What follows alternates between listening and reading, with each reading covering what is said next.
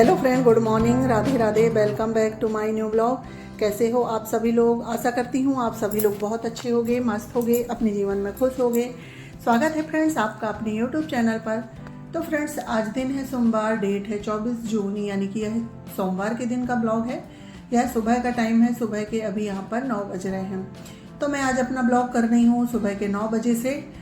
तो देखिए फ्रेंड्स, मैं आज बाहर से ही स्टार्ट कर रही हूँ। आज मैं रसोई में नहीं हूँ, क्योंकि जो रसोई के हैं मेरे सारे काम हो गए हैं। यानी कि आज मैंने सबसे पहले ना खाना बनाने का काम कर दी हूँ, क्योंकि आज सोमवार है तो मेरा व्रत रहता है सोमवार के दिन।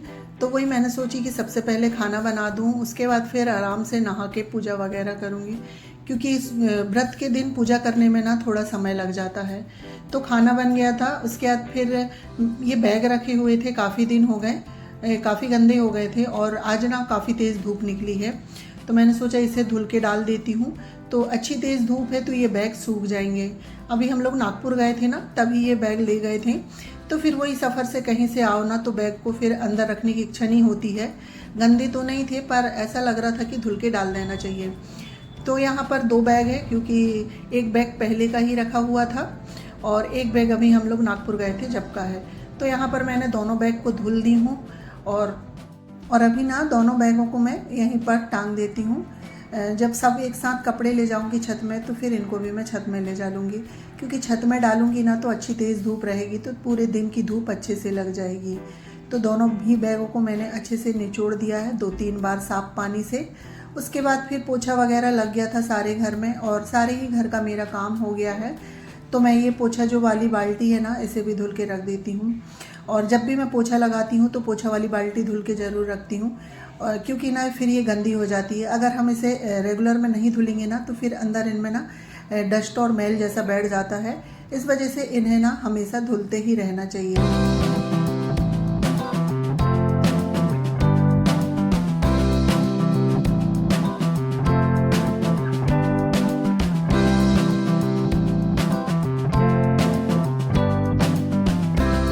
पोछा की बाल्टी भी धुल गई है, साथ ही मैंने मोप को भी धुल दी हूँ, और अब मैं ये वाश बेसिन को धुलने लगी हूँ। और वाश बेसिन भी धुल के हो गया है। ये मोप को ना इस तरह से चला दो तो ये इसका जितना भी गंदा पानी है ना, वो निकल जाता है। तो सारा धुलने का काम हो गया है।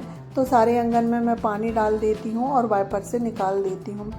तो सारा ही काम हो गया था फ्रेंड्स। उसके बाद आ गई थी फिर मैं नहा के, और नहा के आने के बाद मैं आ गई हूँ सीधे मंदिर में। तो पहले तो मंदिर की मैंने सफाई करी हूँ, जैसे कि पोछा लगाना। सुबह झाड़ू तो कोई भी लगा देता है पूजा करते समय नहाने के बाद, पर पोछा लगाने का काम मेरा ही होता है। तो पोछा लगाने के बाद मैं यहाँ पर करने लगी हूँ पूजा। और व्रत की पूजा करने में मुझे थोड़ा समय लगता है, इस वजह से मैं ना घर के सारे काम करके आराम से पूजा करती हूँ। अगर पहले नहा के पूजा करो ना, तो मन पूरा हमारा काम में लगा रहता है कि नहीं बच्चों को लंच देना है, हमारा ये भी काम रह गया है। इस वजह से मैं घर के सारे काम करके बिल्कुल पूरा मन लगा के पूजा करती हूँ। तो यहाँ पर मेरी पूजा हो गई है, दीपक जला दी हूँ मैंने, और व्रत रहता है तो मैं हवन करती हूँ। तो हवन भी हो गई है। तो ये लीजिए, आप भी भोलेनाथ के दर्शन कर लिए, और कितने सुंदर लग रहे हैं आज हमारे भोलेनाथ। तो पूजा वूजा हो गई थी फ्रेंड्स। उसके बाद फिर मैं आ गई हूँ ऊपर की भी पूजा हो गई है। तो अब अपने लिए कुछ बना लिया जाए, क्योंकि अभी ना टाइम 12 बज रहे हैं। तो अब अपने लिए कुछ बना लिया जाए, सभी लोगों का खाना पीना हो गया है। तो मैं अपने लिए साबूदाना की खिचड़ी बना रही हूँ। साबूदाना को मैंने पहले ही भिगो दी थी। साथ ही मैंने 2-3 छोटे छोटे आलू छील के कट कर लिए हैं, और यहाँ पर देखिए तड़का लगा दी हूँ। और जो मैं ना कैमरा चालू करी थी, शायद वीडियो बना नहीं कि कैमरा बंद हो गया, पता नहीं। मेरा जो तड़का लगाने का वीडियो था ना, वो शायद दिखाई नहीं मुझे एडिट करते समय। तो यहाँ पर आलू भून रहे हैं, ऊपर से मैंने इनमें फल्ली डाल दी हूँ। और ये फल्ली दाना लेके आए थे, तो फल्ली दाना को मैं भून के रख दूँगी, क्योंकि फल्ली दाना को अगर हम ऐसे ही रखते हैं तो वो ख़राब हो जाते हैं। तो मैं हमेशा फल्ली दाना को भून के रखती हूँ। तो एक साइड मेरी फल्ली भुन रही है, और ये देखिए आलू हमारे भुन गए हैं। तो अब हम इसमें नमक डाल देंगे।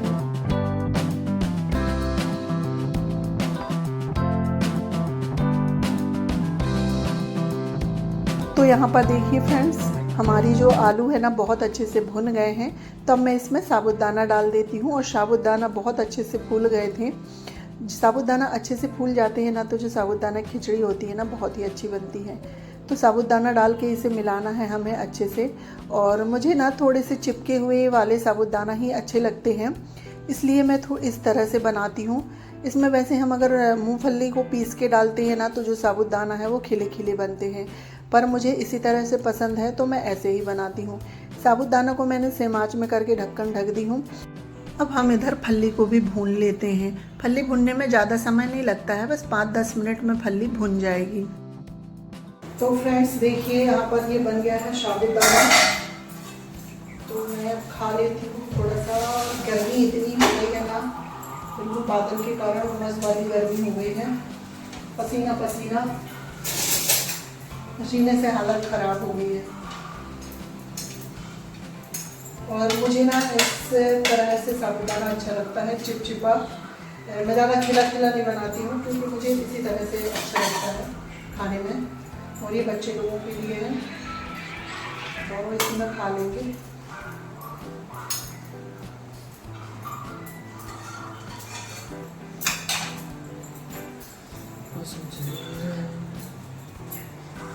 दिख रही है? तो ये देखिए पसीना चमक रहा है बिल्कुल। तो आ जाइए, चलिए आप लोग भी खा लीजिए। अब मैं इसे बैठ के खाऊंगी बाहर पंखे के नीचे आराम से। तो चलिए चलते हैं, मैं खा लूँ, इसके बाद फिर मिलती हूँ आप लोगों से।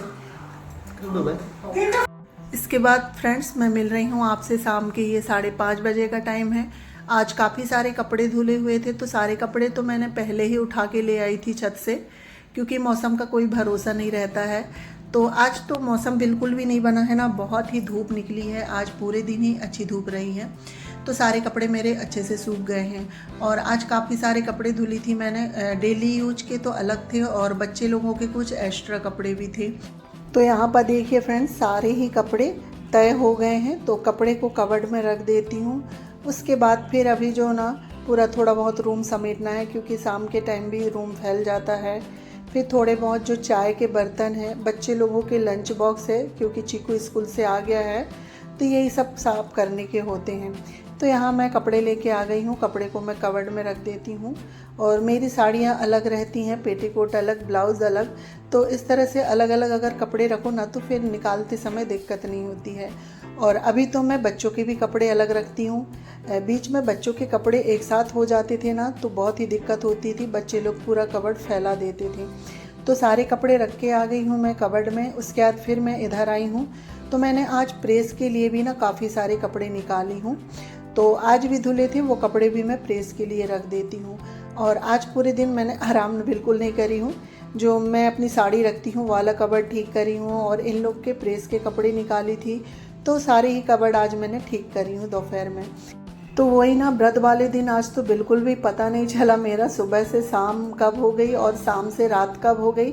पूरा दिन ऐसे बीत गया ना कि पता ही नहीं चला। काम में एक के बाद एक काम निकलते ही आते हैं। तो देखिए फ्रेंड्स, बातों ही बातों में मेरा हॉल का सारा काम हो गया है, यानी कि पूरा ही हॉल समझ गया था। उसी बीच मैंने आलू भी पकने के लिए रख दी थी, और मेरी जो संध्या पूजन है ना वो भी हो गई है। तो मैं आज बना रही हूँ आलू की कचौड़ी। बस हो गया, बाकी खाने में आज कुछ नहीं बनेगा। आलू की कचौड़ी बनाऊंगी और चावल बनाऊंगी, क्योंकि सुबह की दाल सब्जी रखी हुई है। तो आलू की कचौड़ी बनाने के लिए मैंने आलू तो पहले ही उबाल के रख लिए थे, और एक अच्छी बड़ी सी प्याज और 4 से 5 हरी मिर्च काट ली हूँ मैंने। तो यहाँ पर मैं आलू छीलने लगी हूँ, और साथ ही मैंने कढ़ाई भी चढ़ा दी हूँ, क्योंकि जो प्याज और हरी मिर्च है ना, इन्हें हल्का सा हमें भूनना है, जिससे कि फिर प्याज सॉफ्ट हो जाए। अगर हम प्याज को ऐसे ही डालते हैं ना, प्याज कड़ी रहती है, तो फिर वही है ना, कचौड़ी हो या पराठे फटने का डर रहता है। तो बिल्कुल थोड़ा सा ही ऑयल डाली हूँ मैंने, और उसके बाद फिर जीरा डाल के और प्याज और हरी मिर्च डाल दिए। तो ये देखिए हमारी प्याज हल्की सी भुन गई है। तो अब हम इसमें सारे ही ड्राई मसाले डाल देते हैं। हल्दी पाउडर, लाल मिर्च पाउडर, गरम मसाला, धना पाउडर। इसमें आमचूर भी डाल सकते हैं या फिर चाट मसाला। तो मैं सिंपल बना रही हूँ, कुछ नहीं डाल रही हूँ। तो हमारा जो मसाला है वो बन के तैयार हो गया है। तो मैंने उसे ठंडा होने के लिए छोड़ दी हूँ, और साथ ही हमारे आलू भी छिल गए थे। तो आलू अभी गर्म थे, तो ये फोक के मदद से ना ये आसानी से मैश हो जा रहे हैं। अगर ठंडे होते हैं तो फिर ये ना फोक से मैश नहीं होते हैं। तो ये देखिए सारी ही आलू को मैंने फोड़ ली हूँ, और उसके बाद फिर जो हमने मसाला बना के रखे थे ना, हम वो मिला देते हैं।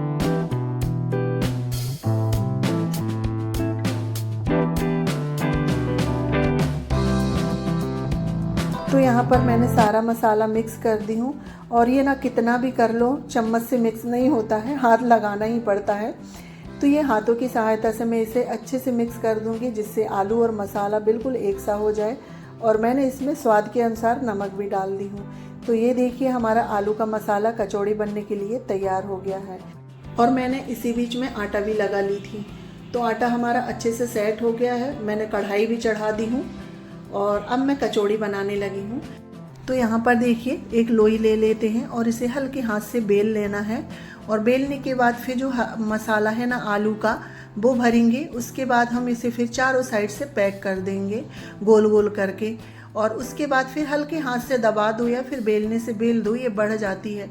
वैसे तो बेलन की ज़रूरत भी नहीं रहती है, हाथ से ही दबा दो तो हमारी कचौड़ी बनके तैयार हो जाती है। कचौड़ी बन गई थी, उसके बाद हम इसे फ्राई कर लेते हैं। और मैं एक एक कचौड़ी बनाते जा रही हूँ और फ्राई करते जा रही हूँ। तो ये देखिए हमारी जो एक कचौड़ी है ना वो सिक के तैयार हो गई है। और हमारा तेल ज़्यादा गर्म नहीं होना चाहिए, अगर ज़्यादा तेज़ रहेगा ना तो बाहर तो सीख जाएगी पर अंदर से ना वो कच्ची रह जाएगी। इसलिए मीडियम टू लो फ्लेम में हमें तलना है। तो ये देखिए हम एक और कचौड़ी बना के बता देते हैं। ये हमारी बनके तैयार हो गई है। अब इसे बिल्कुल हल्के हाथ से दबा दो या फिर बेलन से बेल दो तो ये बनके तैयार हो जाती है। तो इसी तरह मैं सारी कचौड़ी बना लेती हूँ और कचौड़ी बनती जाएगी और सभी लोगों को मैं दे भी दूँगी, क्योंकि ये ना गरम गरम खाने में ही अच्छी लगती हैं। फिर ठंडी हो जाती हैं तो फिर खाने का मज़ा नहीं आता है।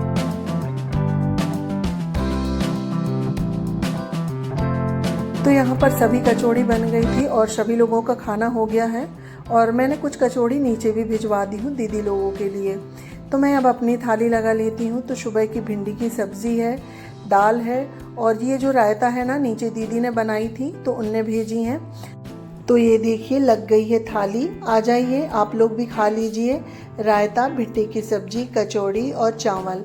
और कैसी बनी है कचौड़ी ये मुझे ज़रूर बताइएगा। तो आ जाइए आप लोग भी खा लीजिए। तो देखिए फ्रेंड्स अब मैं खाना खा लेती हूँ, उसके बाद फिर मिलती हूँ आप लोगों से।